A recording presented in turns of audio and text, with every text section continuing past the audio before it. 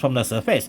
For example, you look at another soldier which is very far away, okay, and then of course there are light shining on the soldier, and the light enter, okay, the light will enter, you are very far, like few kilometer maybe, light will enter the lens, okay, and then capture by you. But don't forget, your lens also can reflect light, okay, it can also reflect light, and people can see that something is reflecting at the distance away, so he will suspect there must be some enemy around. Okay, that is of course one way your enemy can detect that there are some optical devices somewhere around, very far away. So they'll be very careful, or maybe they can attack you. That's number one. Number two is this. Let's say you want to take a photo, then you want to take photo. Okay, a very clear portrait family photo. Okay. Okay, for example, now of course you need to flash, right? For a good one, you need to flash the system so that the light will hit on them, okay, and then each of their surfaces will reflect light. Now the problem is here. Once the light reflected from the surface of this beautiful, handsome and ugly guy here, the light will enter through the lens onto the film to be recorded. But at the same time, your lens surface will also reflect light again one more time. Reflect light away from the lens and then hit their surface. And what happened is, this light, by the time they hit the surface here, the face away, it get reflected one more time into the lens. And there might be multiple reflection between the lens surface and the object here, the one you want to take photo of. The problem is, now your camera film or CCD is going to record multiple image. So what happened under this type of problem? This will cause something that we call the ring of halo. For example, this is Jaden's face. Okay, Jaden's face. Jaden is fat. Okay, Jaden is fat.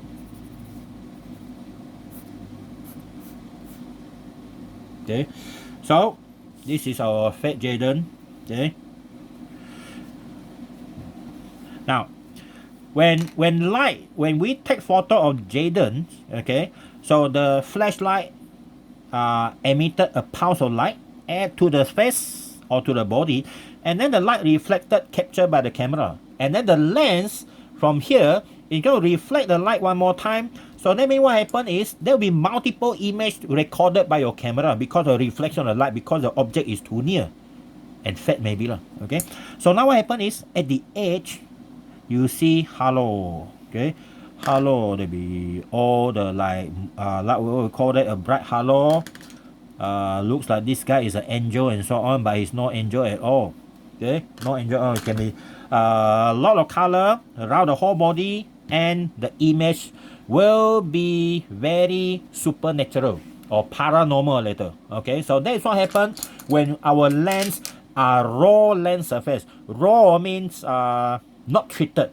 You don't coat them. So to solve this problem, we want to coat a layer of chemical to reduce this effect. We cannot totally get rid of this effect, but we can reduce the effect.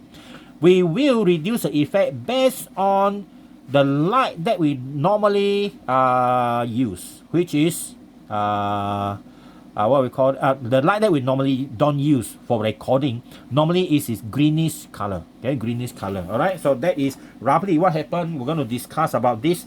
We call that one, that is number 2. That is B.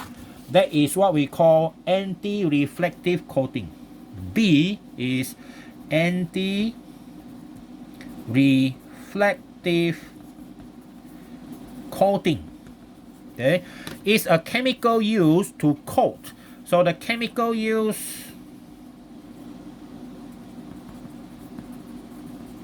is magnesium fluoride. Okay, magnesium fluoride.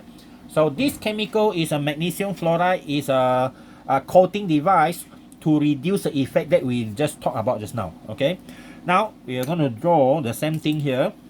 Our lens, okay, our lens. So we want our lens to be huge, okay, and then this one is the chemical, the thickness of the chemical, and then this is the lens. Our lens is inside here now, okay. So we have N1A, N2, the refractive index for magnesium fluoride, and our N3 is the lens, and of course this one is A, okay. So if your lens are actually calibrated in A or in vacuum, if you put your camera, even though you put them in plastic bag, you put them in water, it might not help you to get a clear image because of the difference in the refractive index. Okay, now we assume one more thing here. We want the same thing like what happened to soap bubble just now. We want to assume that our light enter the surface of the lens at this particular direction, and this is the incident light ray, and we assume that this is our normal line, okay, our normal line. So we have light by the time it enter this point A, okay, we are going to have two phenomena happen. Number one, of course, is refraction. That is number one. And after that, you also have another one which is reflection. This is a reflection, number one. And then at point B, this is the second interface between N2 and N1, N3, N2, N3. This one is N1, N2. So we have another reflection here.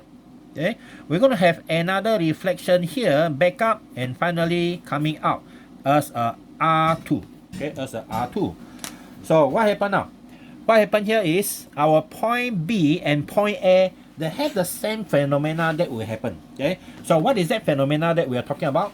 So the phenomena is that at point A, okay, we're going to study them one by one. At point A,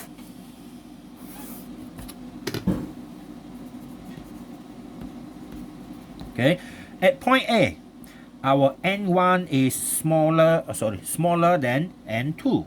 Okay, is smaller than N2. So that means our R1 has half a lambda N2 phase shift. There is a change in half a lambda. So we're going to write that one down. Half lambda N2. Same story, the lambda we're talking about must be lambda inside here. And then number two is at point B. Okay, at point B, our N2 is smaller than N3. Magnesium fluoride roughly have this N2 equal to 1.38. Okay, 1.38 to 1.4. N3 lens normally is 1.5 to 1.6. A of course is 1. Okay, A is 1. So now number 2. At point 2, we know that R2 also have half lambda N2 phase shift. Okay, it has also half lambda phase shift. But don't forget, number 2 is R2 also move an extra distance of 2 T here. Okay, this thickness T, thickness of the coating T. Alright, so that means it has R2 has extra distance travel 2T. Alright, so now we're going to put this thing under the same analysis just now, our R1, R2, and so on. After that, we combine them. Okay, so this is our R1, R2, and then this is our condition. What happened at the interface? And number one is phase shift based, okay, phase shift based on reflection. Okay, our phase shift based on reflection. This one have half lambda N2. This one also has half lambda N2. Okay, and then the second one is optical path. Okay, our optical path. So optical path for R1 of course is 0, but the optical path for R2 is 2t. Okay, it is 2t. All right. So we are going to find their total. Okay, their total. Number 3 is their total. This is the total optical path. Okay, total optical path. This one of course 0 plus this one is still half lambda n2, but this one is different. This one is 2t plus half lambda n2. So from now we want to find delta r. Okay, delta r is the optical path difference. Remember, refer to the soap bubble just now. Is equal to optical path of R2 minus the optical path of R1.